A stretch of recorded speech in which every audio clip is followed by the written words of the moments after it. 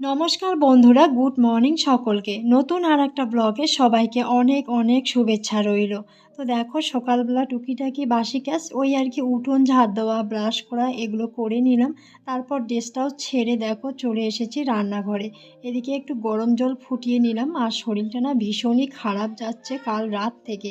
তাই একটু গরম জল করে জলটা আর কি বোতলের মধ্যে ভরিয়ে নিচ্ছিলাম। তো বারবার পিপাসা পাচ্ছিল সকাল সকাল, কেন জানি এরকম তো মাঝে মধ্যে হয় না।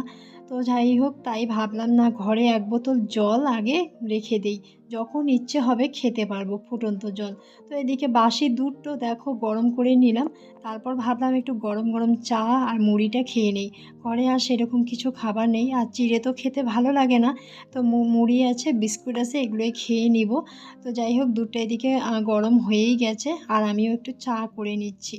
তো এখন দেখো গরম জলটা আমি একটু গরম করে নিলাম, যেহেতু ভাবলাম গরম জলটা আগে একটু বসে বসে খেয়ে নিই। আর বিশেষ করে সকালবেলা জল খেলে পরে দাঁড়িয়ে খেতে হয় না, বসে বসে জল খাওয়াটা ভীষণ প্রয়োজনীয়। স্বাস্থ্যের পক্ষে খুবই নাকি উপকার। তো দেখো এদিকে জলটাও খেয়ে নিলাম। ওদিকে চলো আমার চা ফুটে গেছে। তো দেখো চা যেহেতু ফুটে গেছে, চাটাও ঢেলে দিলাম। আর এই যে চা মুড়ি নিয়ে এখন যাব হলো বাইরের দিকে, একটু গরম গরম চাটা আর মুড়িটা খেয়ে নিব। তো এদিকে দেখো এই যে চলে আসলাম। আর আমরা কিন্তু সকালের জলখাবার হোক, দুপুরের খাওয়া দাওয়া হোক, এই বারান্দার মধ্যেই বসে বসে ডাইনিংয়ে করে খেয়ে নেই সকলে মিলে। তো যখন যে পারে তখন সেই কিন্তু এই ডাইনিংয়ে বসে খাওয়া দাওয়া করে। আর আমরা কিন্তু রান্না করি হলো উনুনে। ওই ঘরে যেহেতু রান্না করি, কিন্তু সমস্ত রান্নাটা আমরা এই ঘরে নিয়ে আসি আর কি। আমাদের একটু কষ্ট হয় ওই ঘর থেকে আবার সমস্ত কিছু এ ঘরে নিয়ে আসতে, কিন্তু কিছু করার নেই। কারণ আমি যখন এই বাড়ির বউ হয়ে এসেছি তখন থেকে দেখি আমার শাশুড়ি মা এভাবেই করে থাকে।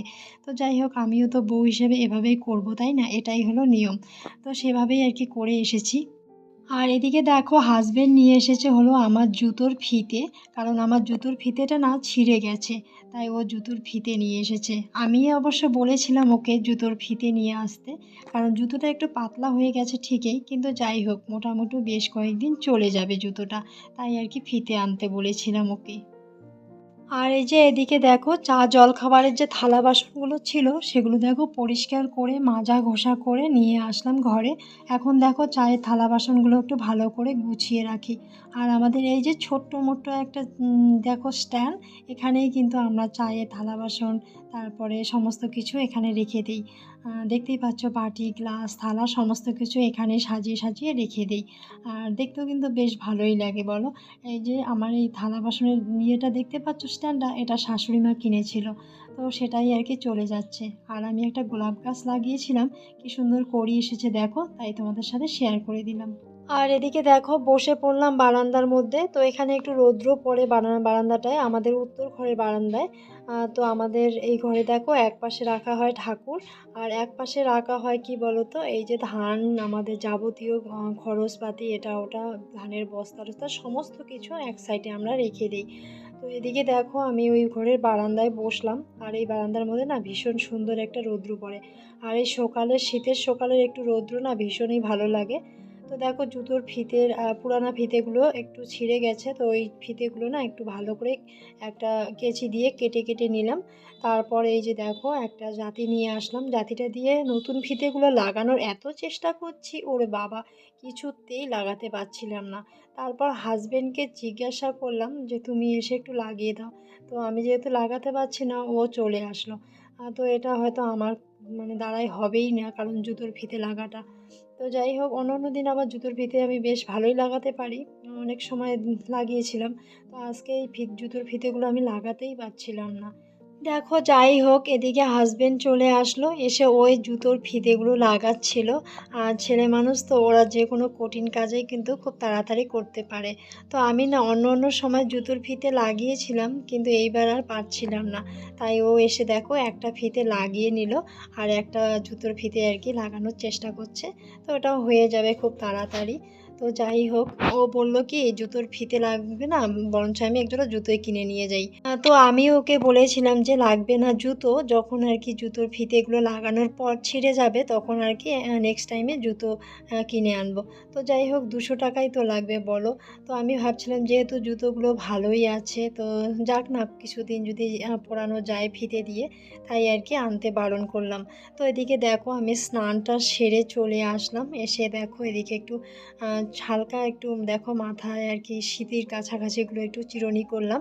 আর চুলগুলো যেহেতু খুবই ভিজে আছে তাই আর কি পুরো চুলটা মানে চিরুনি করলাম না। আর আমি ভিজে চুল খুব কমই চিরুনি করে নিলাম।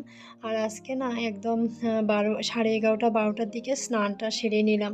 তো আজকে রান্নাবাড়ি করছে হলো মা, আমি আর করছি না। তো আমরা এক জায়গায় যাব, আমার শরীরটা খুবই খারাপ লাগছিল আজকে। তবুও মাথা মুড়িয়ে স্নান করলাম, করে ঠাকুর ঘর পরিষ্কার করে নিলাম, ঠাকুরকে ফুল জলও দিয়ে দিয়েছি। তোমাদের সাথে আর অত কিছু শেয়ার করতে পারলাম না। তো আজকে আমরা যাব হলো ডাক্তারের ওখানে, আমি একটু ডাক্তার দেখাবো, আমার ভীষণ শরীরের খুব সমস্যা দেখা যাচ্ছে কিছুদিন যাবৎ। তো যাই হোক দেখো এদিকে আমিও স্নানটা সেরে নিলাম, রেডি হয়ে যাব একটু বাদে, 1টার দিকে আমরা বেরিয়ে পড়বো। তো একটু গায়ে হাতে পায়ে একটু তেল না মাখালেও ভালো লাগে না। এখন একদম মোটামুটি যে গরম পড়েছে তবুও কিন্তু না। তো দেখো মা রান্না করেছে হলো মাশরুমের তরকারি, শুধু এক সবজি আর ভাত হয়েছে। তো আমরা এই খেয়ে বেরিয়ে পড়বো। তো এই যে দেখো কি সুন্দর করে সবজিটা রান্না করেছে, টমেটোও দিয়েছে, আর সবজিটার কালারটাও সুন্দর হয়েছে। আর এই যে আমাদের ভাতটাও হয়ে গেছে। তো এখনও কেউ খায়নি, আমরা দুইজনে খাওয়া দাওয়া করে আমরা বেরিয়ে পড়লাম। দেখো রাস্তায় আমরা চলছি আর কি, যাত্রায়। তো এদিকে দেখো চলে এসেছি, ডাক্তার দেখানো আমাদের হয়ে গেছে। আর অনেকটা রাত হয়ে গেছে জানো বন্ধুরা। তো তোমাদের সাথে সেখানে কোনো ভিডিও শেয়ার করতে পারিনি। তো দেখো ওখানে না ভিডিও করার মতো কোনো নিয়ম নেই। তো এখন দেখো আমরা বাড়ি চলে আসছি ফেরার পথে। তো দেখো চারদিকে না ভীষণ সুন্দর আলো জ্বলছিল, দেখতে খুব ভালো লাগছে। দেখো অন্ধকার হয়ে গেছে, একটু বাদেই আমরা বাড়ি পৌঁছে যাব। তো এই যে দেখো ওখান থেকে নিয়ে এসেছি হলো কয়েকটা কমলা লেবু। তো মেয়ে বলছে কমলা লেবু এখনই খাবে। তো আমি বললাম যে এখন খেতে হবে না, তোমারও শরীর খারাপ করবে, কাশি হবে, সর্দি হবে। তো বাচ্চা মানুষ বুঝতেই পারছো। আর কমলা লেবু ছাড়া আর কিছু পেলামও না, যাই হোক অত রাত্রে করে তো। তো বাড়ি এসে দেখো এখন শুয়ে পড়লাম, শরীরটা ভীষণই খারাপ লাগছিল। তো চলো বন্ধুরা ভিডিওটা আজকের মতো এখানেই রাখছি, সকলে ভালো থেকো, সুস্থ থেকো, সাবধানে থেকো। গুড নাইট সকলকে।